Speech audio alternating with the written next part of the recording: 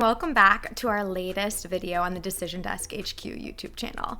I'm Liberty Vittert, the Senior Data Scientist here at DDHQ.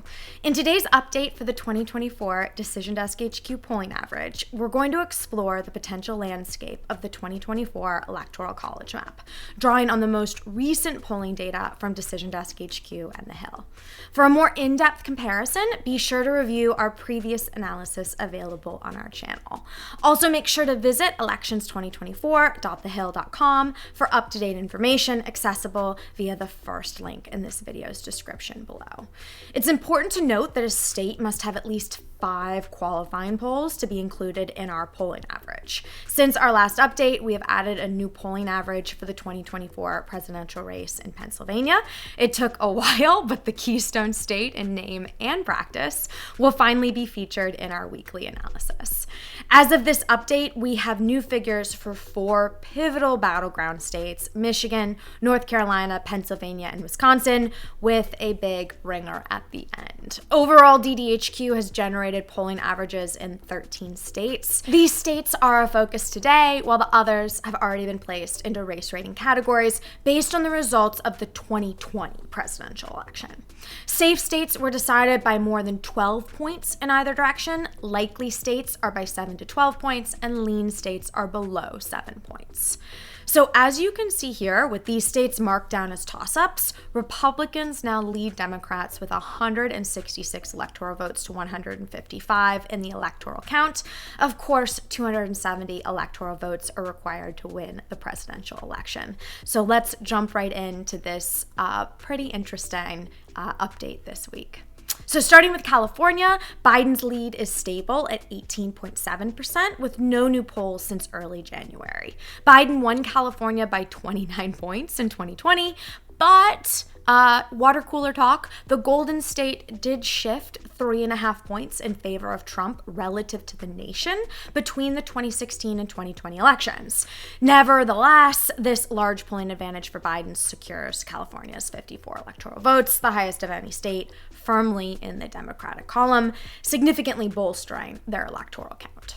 Moving just to the east in Nevada, a battleground in 2024, Republicans have been targeting this race in recent years after Democrats have dominated statewide contests for most of the 21st century.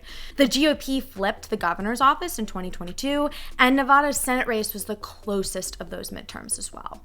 No new polls have been added since we last took a look at this race. Trump's lead remains at 5.6% based upon 16 polls. It's a lean Republican state on the map with that margin. This would be a pretty significant flip for the Trump camp if it holds. As for the state of Arizona, Biden's 0.3%, yes, that is 0.3% victory here in 2020 marked the first time a Democratic presidential nominee carried Arizona since Bill Clinton in 1996, and only the second time since Harry Truman's 1948 victory. Arizona was the second closest state in 2020, the only closer state being Georgia. No new polls have been added here since our last video. Trump's lead remains at 4.6% based upon 23 polls total. Arizona joins Nevada in the lean Republican column, though the fact that Arizona's margin for Trump is lower than in Nevada may come as a surprise, given Arizona has voted to the right of Nevada in each of the last 6 presidential election cycles. Shifting over to the Midwest, Iowa and Ohio, previously battlegrounds, trending towards becoming reliable strongholds for Trump. They continue to lean heavily in his favor. Trump's lead remains exactly the same at 10.9% based upon 7 polls in Iowa, and in Ohio, the average here is Trump plus 11.4%. A total of 8 polls have surveyed the race in Ohio, with the 2 most recent ones from Morning Consult each showing Trump ahead by 11 points. Both states remain likely Republican on the electoral map.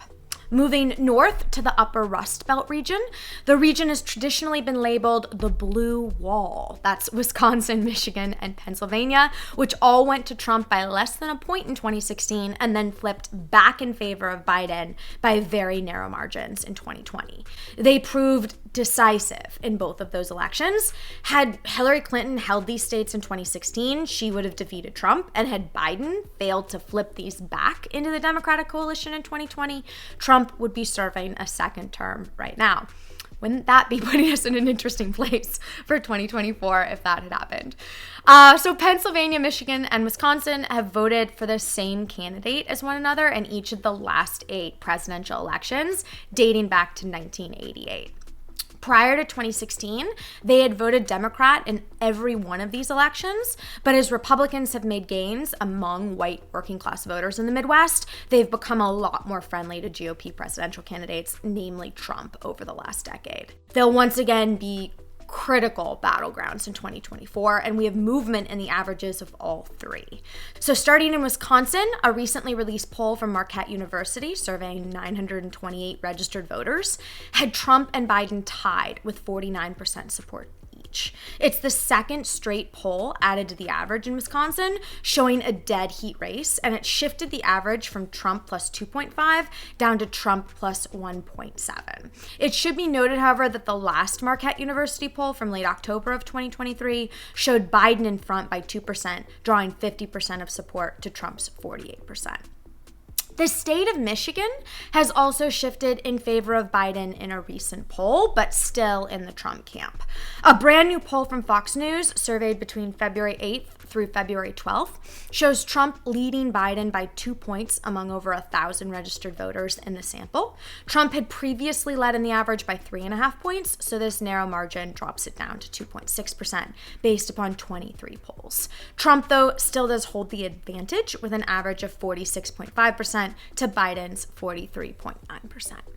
Finally, in Pennsylvania, the last of the blue wall, a brand new average. We've been collecting polls assessing the race here for well over a year, and now we can finally display the average of those polls. Trump leads by 3 points, his largest margin out of these 3 key states, thanks in large part to the most recent poll in Pennsylvania from Kism Strategies that shows him leading Biden by 8 points. Notably, though, Trump holds just 40% of support to Biden's 32% in that poll, indicating that there's a large number of undecided or non-major party supporters in that sample.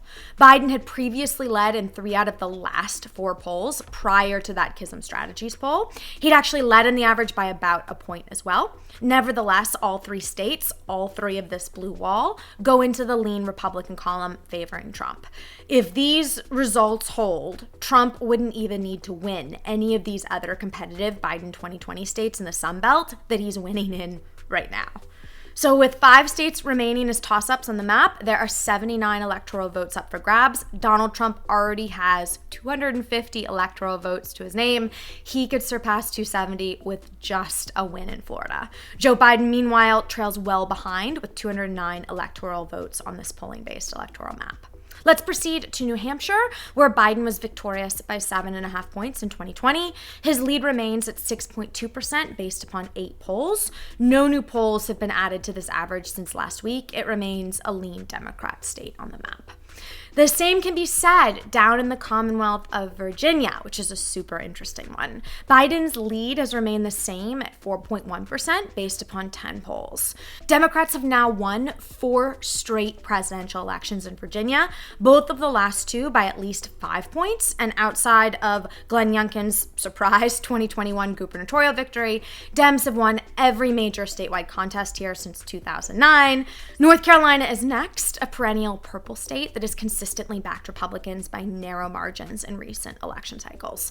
Trump won by 3.5 points in 2016 and 1.5 points in 2020. North Carolina's presidential contest has been decided by less than 5 percentage points in 4 straight elections, and 4 straight Senate contests have been decided by less than 6 points. It is a state that Republicans will absolutely need to hold in 2024 if they're to take back the White House. And in terms of polling, it may be the state where Trump is exceeding expectations the most. The former Republican president leads Joe Biden by 7.9% right now in the Tar Heel state, with 46.3% to the Democrats, 38.4% based upon 14 polls surveying the race.